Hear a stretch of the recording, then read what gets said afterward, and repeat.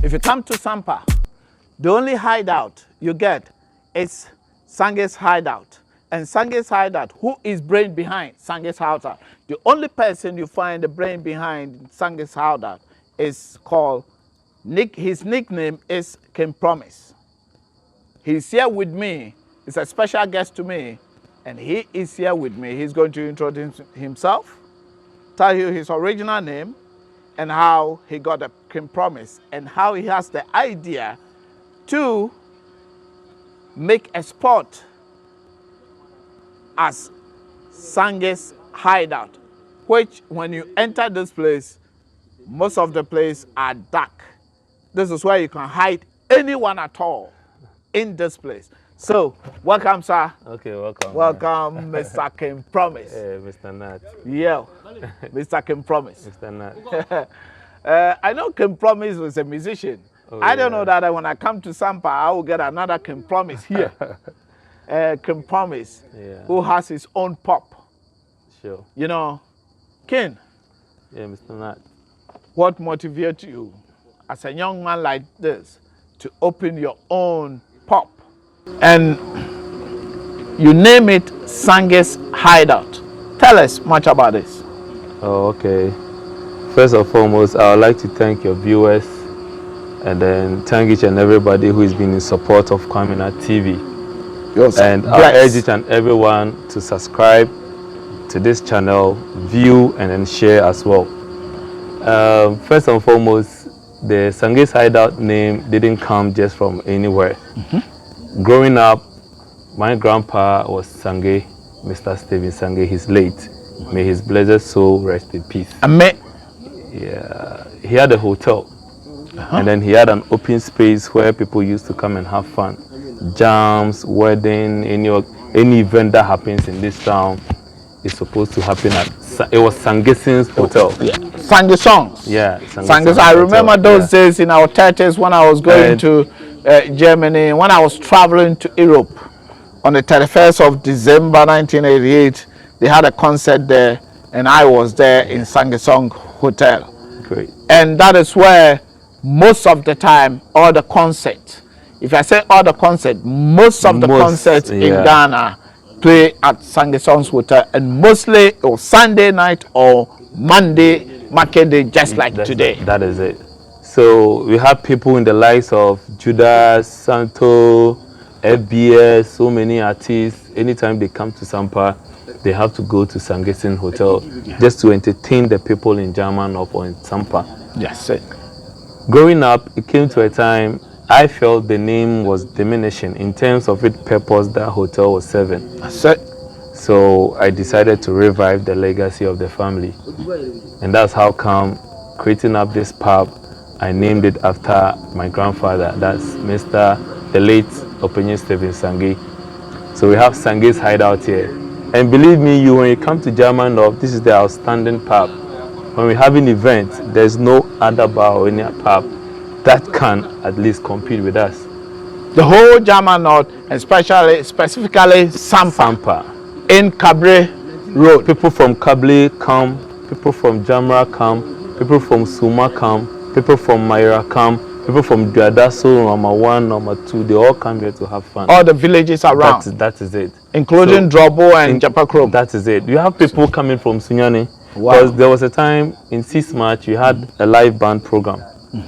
During the daytime, we went for a health walk, and then we gave out free kenke for every person that participated. Wow. Yeah. Free kenke? Free kenke. I will have eaten about 3 balls.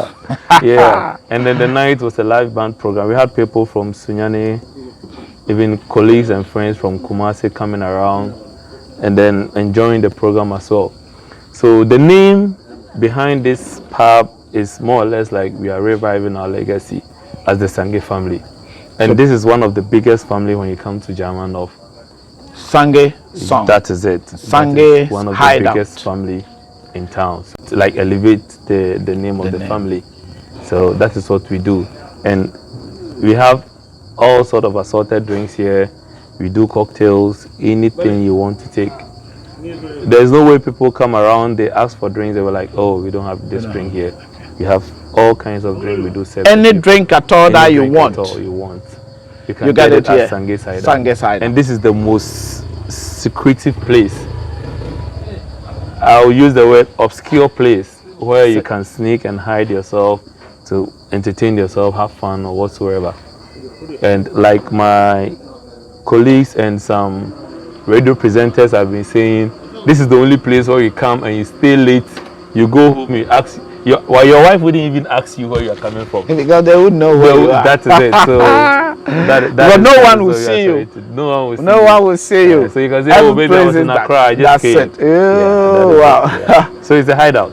Do you have any plan of reviving your granddad's hotel? We have plans doing that. Because we have a big land here. That is it. Actually, we are moving from one step to another. In the next step, hopefully, we've reserved a place for our swimming pool, and then we are reserving a place now for a 12-bedroom guest house. Yeah, for the start. So as time goes on, we'll be trying to open up and then redevelop. That is so Sange's songs or Sange's name will live to be there forever and ever and ever and ever. So, Mr. Kim Promise, your name, your real name? My real name is Permo Ampuma Sebastian. Mr. Ampuma Sebastian. Yeah. You live in a cashew city or cashew town. Yeah. Tell us much about the cashew, because I know that Sampa produce about 70% of cashew. Oh yeah. Everyone is saying outside there with all round that I've been going today, everyone says Sampa produce and the quality. What difficulties are you guys facing in the cashew business or cashew industry? Okay, this topic has actually been something I've always loved to talk about, because the cashew business has been one of the most lucrative jobs you can do in Ghana. A business that you can invest in and get 100% profit within a 4 to 5 period, a month, 4 to 5 months period of time. Yeah, it's very lucrative because when you check the inflow, when you check the supply we do make, we do generate a whole lot of money for the government. But one problem has been the pricing, because at the start of the season the pricing will be so good, and it will get to a point in time the prices do drop. Within that season, within that 4 or 5 months, yeah. So we are always praying for a laid down plan that will actually help those who deal in the cashew business, and especially the farmers, because that is the most important thing. The farmers, without the farmers, we can't have the cashew nut. No way. So we don't need to rob the farmers. That is it. I personally, I do the cashew business, and it's always been helping. But let's ask of the ordinary farmers, do they make or they lose? That is the utmost question that we do. As a businessman, as an investor, you can get your profit anyhow you want it. What matters is you have the finance, you have the financial capacity to buy and then sell. But the farmer doesn't have the financial capacity to buy and sell, so they are just selling their product to the investor or to the businessman. Yeah. So what I'm actually trying to put out is, as an investor or as a businessman, if you do in cashew, anytime you make your means, you try as much as possible to support the farmers.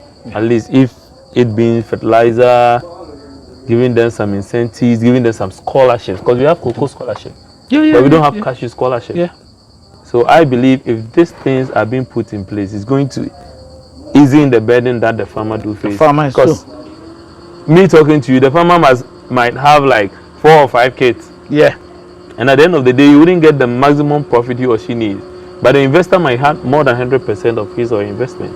So we are urging all the investors and the businessmen to at least set up some funds to support the local people, especially the farmers. And if they who do the hard work. So if there are aid and support from outside, philanthropists, NGOs who like to also come and support the farmers, that one is there. You can come out, support the farmers in any way you can. And then with the businessmen as well, you can come support them with funds. Growing up and then getting into the business, one thing I've realized is if you have your own funds, you have enough profits. Okay. Unlike being pre-financed, there are some companies, they give you money to buy for them.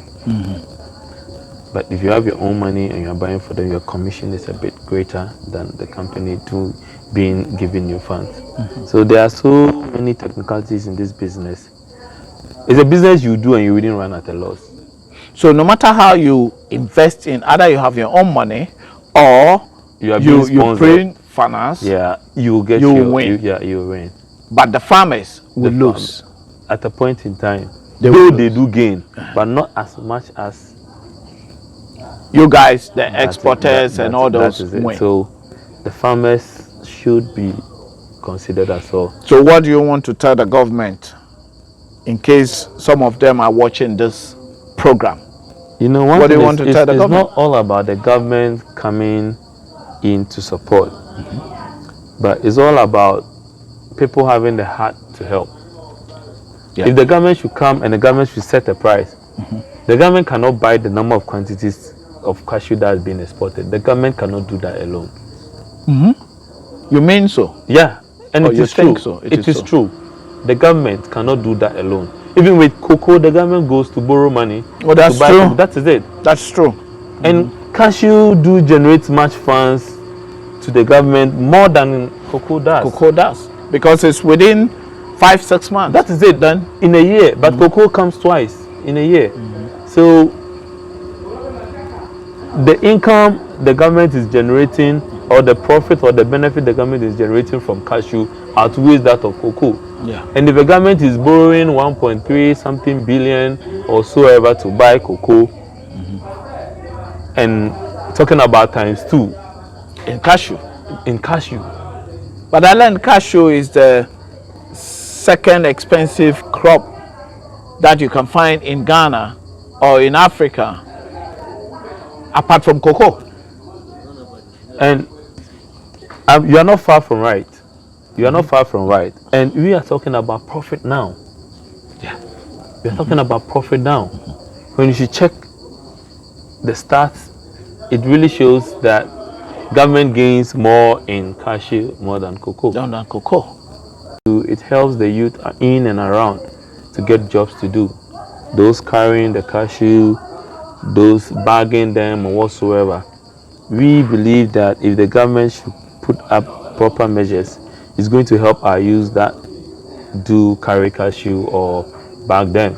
Because at a point in time, you see a truck fully loaded and people will be sitting on top. They fall, they get hurt, some do even die. What support are you? I heard that someone even recently, yesterday, someone just passed away. So these are part of the hazard that do come as we do this business.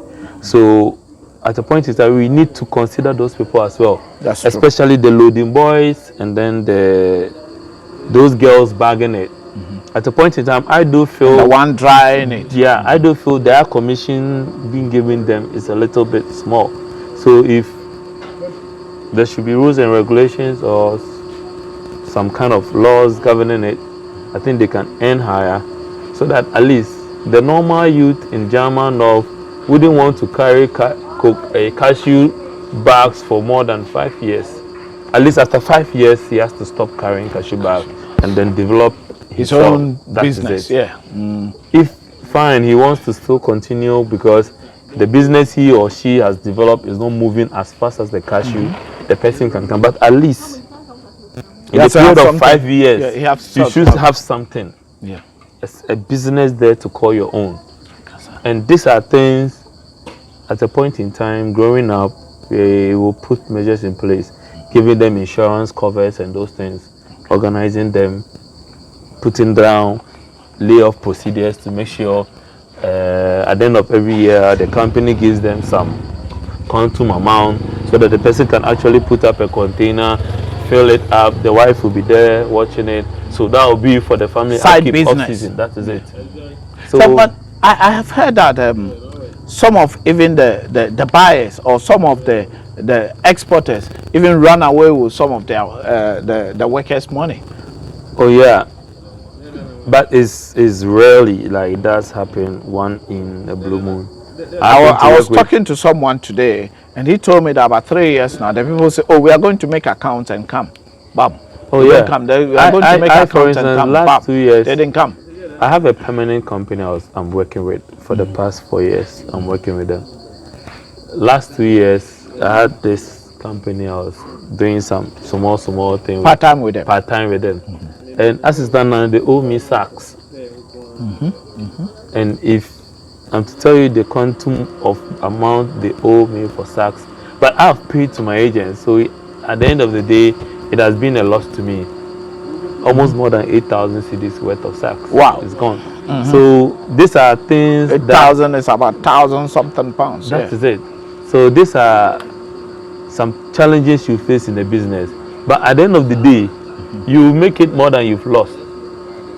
That is one important At thing the end about of the day, that is that you make it more than you've lost. Okay, so Mr. Kim Promise, what advice will you have for the youth, up and coming youth? What do you want them to do? What advice will you tell them? Mostly our young brothers and sisters and our African queens that travel outside to Arab land to be maltreated, and those who risk their life to go through backdoor to travel to Europe, and some of them, most of them lost their lives in the Mediterranean Sea. What advice will you tell our youth? Well, one advice I like to throw out to the youth of this country is we have more lucrative jobs in this country. Fine, at a point in time, things are not that smooth. But no matter how hard it gets, you surely make it. And we should know Rome wasn't built in one day. Most of the youth nowadays are looking up to the lifestyle some of their colleagues are going through. Like someone wants to stand up overnight and get millions of Ghana cedis, hundreds and tens of thousands in Ghana cedis to build up their life. There are businesses that have survived for a long period of time. Coca-Cola, for instance, in the first 4 or 5 years, they sold just for 8 bottles of Coke.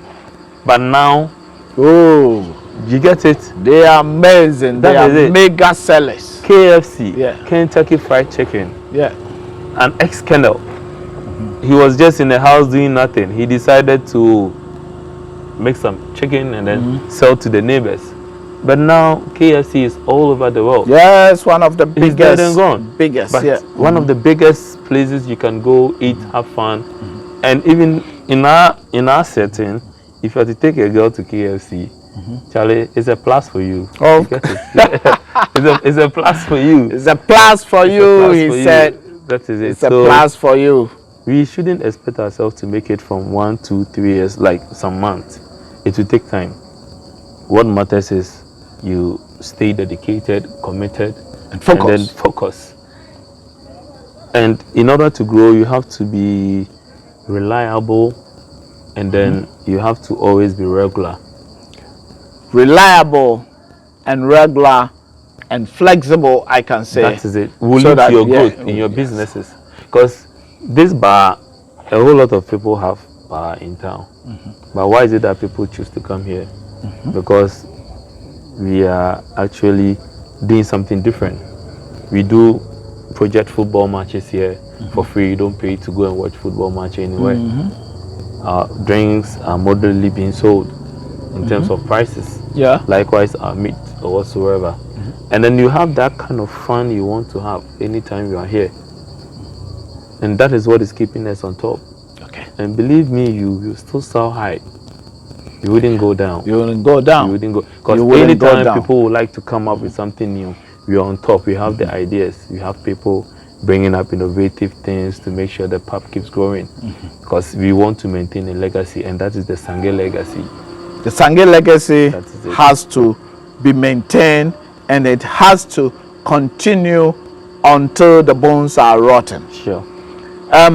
Mr. Kim Promise is trying to revive his granddad's legacy, which I saw from the beginning when he was probably a child at that time. And the youngest old boy, you know, as the youngest old boy, I know much of the history of Sampa.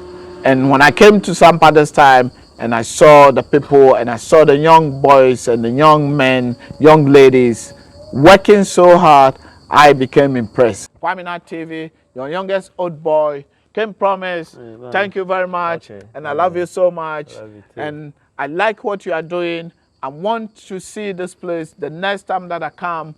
You see your swimming pool and your next hotel that you want to build, or the next guest house you want to build to revive your granddad's legacy.